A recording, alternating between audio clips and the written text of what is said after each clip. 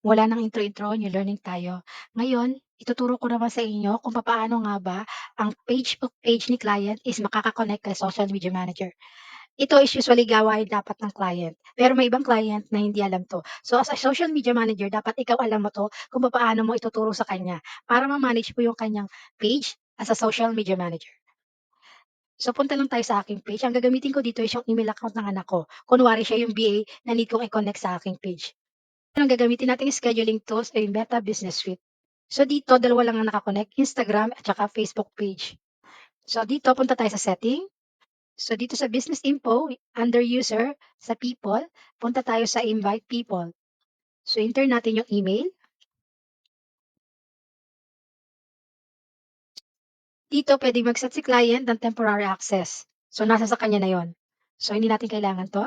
So next, give access to the business portfolio. Select a task that best fit what people need to do in Indira Halos business portfolio. So mayroon choices, partial, full control, and then advanced. So dito lang tayo sa partial. So automatic na siyang naka-on. And then pwede nating i-off to. Kasi itong full control is para sa pinakang may-ari. And then next, ah, assign business asset. So dito, kung alin yung asset na ipapamanage natin sa kanya. So itong aking Facebook page. So click lang natin to, confirm. Assign business asset again. Then dito sa partial access, so andito yung kanyang pwedeng gawin, yung magiging access niya sa page nyo. Kung content ba, community activity, message and call, ads, insight. So para hindi na natin i-click lahat yan, pwedeng i-click na lang natin to. Automatic lahat siya, naka-on. And then next, review invitation. We'll send invitation to the email below asking people to join Indira Halos Business Portfolio. So ito yung email ng anak ko. So ito yung page na kanyang i-manage. So send invite na tayo. Invite with one asset. So okay. And then punta tayo sa email ng anak ko, may mare-receive siyang email. Usually bumabagsak siya sa social. So ayan na siya, acquired action.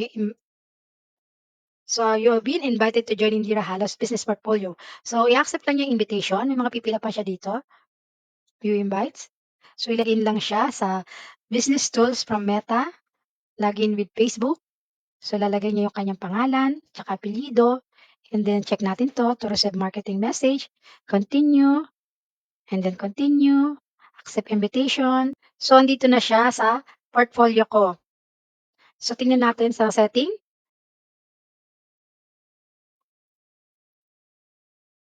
So, ayan na siya. Meron na siyang partial access sa aking page.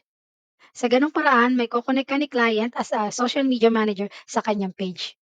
So, kung palagay nyo nakatulong to at nagkaroon kayo ng bagong idea, kindly follow, like, comment, and share para makatulong din sa iba. Salamat.